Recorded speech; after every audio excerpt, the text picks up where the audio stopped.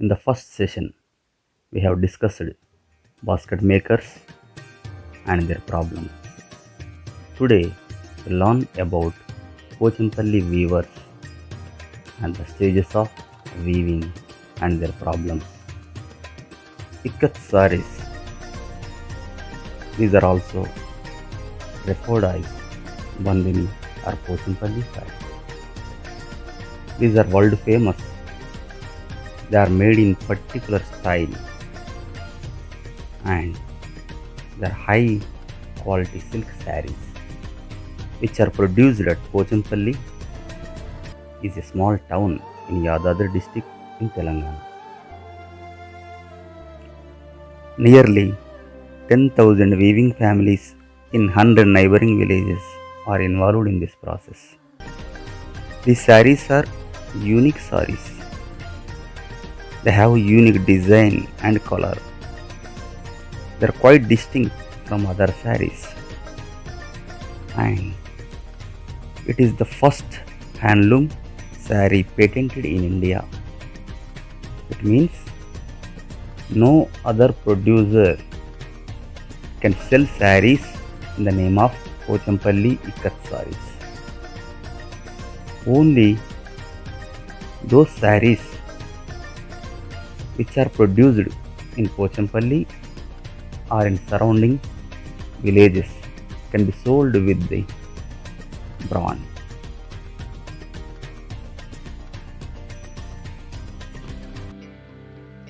For making silk saris, we need some raw materials like silk yarn, colors, and cotton thread.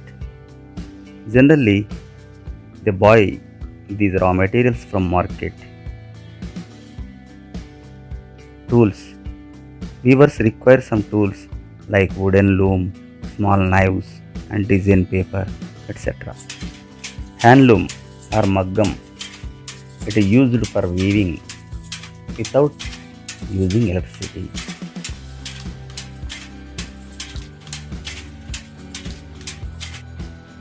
Stages of weaving a sari.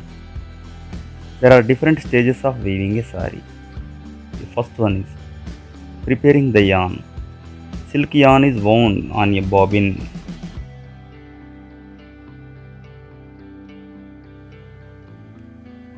The yarns are marked with the design. It helps the weaver to identify the colors need to be dyed. Dyeing is the long and lengthy repeated process. Each color is dyed separately and dried one after the other. Dyeing yarn. The different methods are used in dyeing. For the red and brown shades between white and black colors are printed using alizarin dyes. For this, yarn is first soaked in castor oil and alkaline earth and it is dipped in alizarin paste. Finally, it is boiled till it becomes red. To get brown shades, iron filings are added to the color and by dissolving iron filings in vinegar, they produce black color. To know all the stages of weaving, we visit a weaver's house in Pochampalli. Jagataya is a resident of Pochampalli. All his family members are engaged in different tasks in making ikat saris. Due to the old age, Jagataya spends most of the time winding yarn and his son is engaged in weaving on the maggam.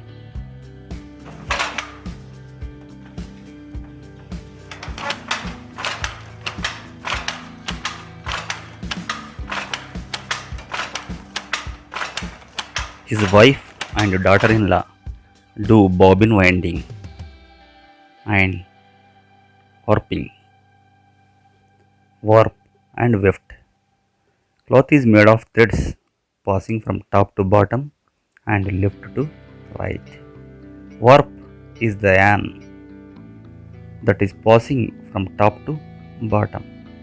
Weft is the yarn that is passing from left to right. This warping is done collectively by group of weavers on streets or outside of the houses.